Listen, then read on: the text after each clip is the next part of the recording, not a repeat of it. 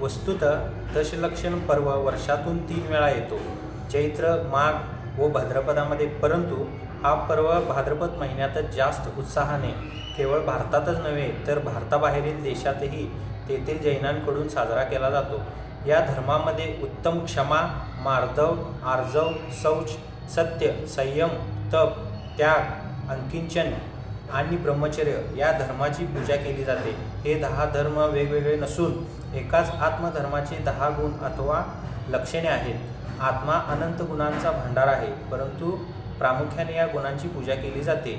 या पंचपरावर्तन रूप संसारामध्ये परिभ्रमण करणाऱ्या जीवांना निरंतर सुखाचा ध्यास लागलेला आहे।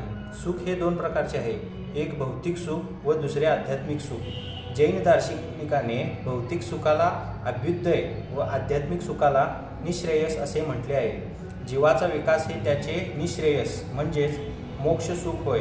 त्या निःश्रेयासाठीच ज्ञानी जीवाचे प्रयत्न असतात। या उलट भौतिक सुखासाठी तळमळणारा जीव केवळ इंद्रिय सुखासाठीच धडपडत असतो।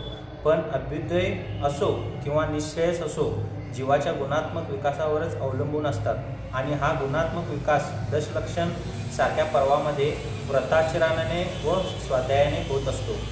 जैन धर्म हा वैयक्तिक पूजेला महत्त्व देत नाही, तर तो गुणांची पूजा करतो। ज्या गुणांनी बहिरात्मा, जीव अंतरात्मा व त्यानंतर परमात्मा बनतो, तेच हे 10 धर्माचे गुण आहोत। संसारी जीव अनादिकाल मोहाच्या दृढ प्रबळ संस्कारामुळे क्षणाक्षणाला विकारांना बळी पडतो। त्याला स्वतःच्या शाश्वत गुणांचे स्मरण करून देणे अत्यंत आवश्यक आहे। त्याला त्याच्या चैतन्य म्हणजे ज्ञानदर्शन गुणांची जाणीव करून देण्याची गरज असते आणि हे कार्य दशलक्षण पर्वाच्या निमित्ताने होत असते। जीन हे कोणी ईश्वरी अवतार नाही, तर क्रोध, मान, माया, लोभ, मद, मत्सर इत्यादी विकारांना जिंकणारा मनुष्यच आहे। जिनत्वांच्या प्राप्तीपूर्वी ते सुद्धा साधारण मनुष्यच होते, म्हणजेच आपल्यासारखे सर्वसाधारण प्राणी असून आपल्यातील विकारांना दूर करून जिनत्व प्राप्त करून घेऊ शकतात। प्रत्येक मनुष्यामध्ये जिन बनण्याची शक्ती प्रच्छन्न रूपाने विद्यमान आहे। आपल्या साधनेच्या द्वारे त्या प्रच्छन्न शक्तीची अभिव्यक्तीच जिनत्व आहे, म्हणजेच man minus passion is equal to God.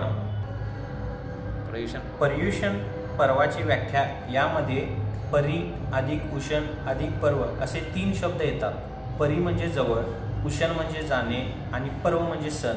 Paryushan पर्व म्हणजे आत्म्याच्या जवळ जाण्याचा सण।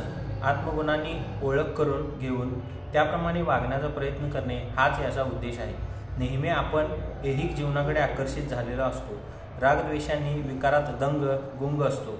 ही गुंगी कमी करण्यासाठी मन, वचन, कायेची विशुद्धी साधण्यासाठी हा पर्व साजरा करावयाचा असतो। आत्म्याची उन्नती करणारा हा पर्व आहे।